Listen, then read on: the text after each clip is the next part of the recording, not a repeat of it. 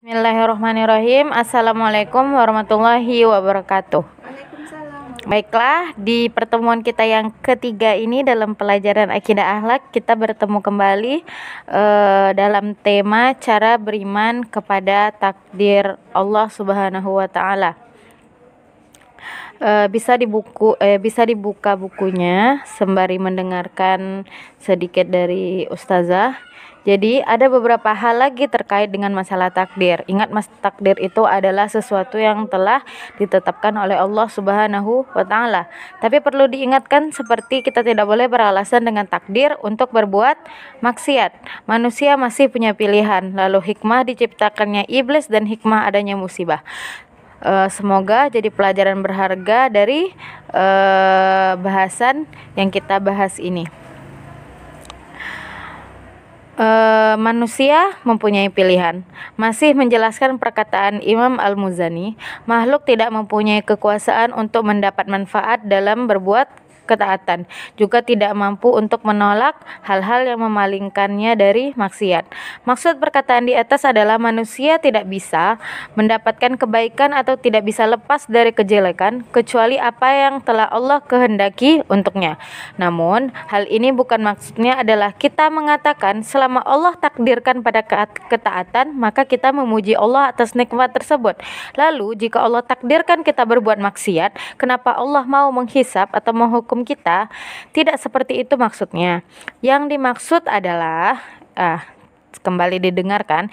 Jadi yang dimaksud itu adalah Allah Maha tahu apa yang kita pilih, tetapi kita punya ikhtiar atau pilihan untuk berbuat. Kita mengambil dan kita tinggalkan, semua atas dasar pilihan kita. Jadi kita dihisap karena pilihan kita sendiri. Jadi jangan ketika kita melakukan sesuatu takdir, melakukan sesuatu perbuatan yang itu salah, terus kita mengatakan, ya gimana lagi, ini sudah takdirnya. Itu salah, karena itu adalah pilihan kita, walaupun Allah sebenarnya tahu dengan apa yang telah kita pilih. Jadi jangan sekali-kali mengatakan bahwa ini adalah takdir yang sudah ditetapkan Allah. Misalnya, ya udah, saya kan takdirnya memang mencontek, ya udah berarti kan Allah udah mentakdirkan kita mencontek. Bukan seperti itu. Itu adalah kesalahan besar dan kesalahan fatal, ya nak. Jadi tidak ada kejelekan yang didasari dengan takdir, karena yang namanya takdir, yang namanya kejelekan itu adalah pilihan yang kita ambil sendiri, sehingga ketika kita nanti dihisap di akhirat nanti, itu kita dihisap karena pilihan kita sendiri. Misalnya, manusia ingin melakukan ketaatan, ia bertekad ingin bangun malam, ia sudah melakukan persiapan dengan baik, namun tiba-tiba ketika ia ingin bangun, ia sakit dan tak kuat untuk bangun malam karena kecapekan dan butuh istirahat. Orang seperti ini telah dicatat oleh Allah mengenai niatnya. Jadi pasti anak-anak ustazah setelah mendengar bahwa bila kita melakukan kebaikan, itu sebelum kita melakukan, niat saja itu sudah dicatat oleh Allah Subhanahu wa taala. Apalagi kalau kita sudah melakukan, berarti kita dapat dua pahala. Tapi kalau kita tidak jadi melakukannya, kita tetap dapat pahala karena kita sudah berniat untuk ini dalam kebaikan. Sebaliknya dalam keburukan, bila kita ingin besok di sekolah waktu ujian mau nyontek nah itu Allah belum mencatat amalan kita sebelum kita mengerjakannya. Itulah betapa penyayang dan betapa murahnya Allah Subhanahu wa taala. Dalil-dalil yang menunjukkan manusia punya pilihan seperti dalam ayat, faman syaa'a attakhadha ila rabbih ma'aba. Maka barang siapa yang menghendaki, niscaya ia menempuh jalan kembali kepada Rabb-nya. An-Naba ayat 39. Kemudian dalam surah Al-Baqarah ayat 223, nisa'ukum harsul lakum fa'tu harsakum anna syi'tum. Istri-istrimu adalah seperti tanah tempat kamu bercocok tanam, maka datangilah tanah tempat bercocok tanam itu bagaimana saja kamu kehendaki. Kemudian dalam Al-Baqarah ayat 286, Allah tidak membebani seseorang melainkan sesuai dengan kesanggupannya. Beriman kepada takdir tidaklah menafikan melakukan sebab. Dalilnya adalah fa idza qudiyatis shalatu fantashiru fil ardi wabtaghu min fadlillah wa dzkurullaha katsiran la'allakum tuflihun.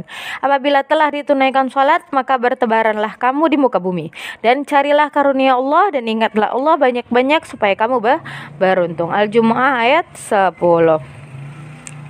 Nah, jadi tadi kita telah mengatakan bahwa ketika kita melakukan keburukan, kita beralasan itu adalah takdir. Ibnu Taimiyah rahimahullah berkata, tidak boleh beralasan dengan takdir untuk berbuat keburukan atau kemaksiatan. Jika dibolehkan, tentu semua yang bunuh diri beralasan dengan takdir ilahi. Misalnya ada orang bunuh diri atau ada orang ngebunuh gitu kan, terus kita mengatakan ya itu sudah takdirnya gitu kan. Ya ini takdirnya bunuh diri. Tidak boleh beralasan mengatakan bahwa ini adalah takdir.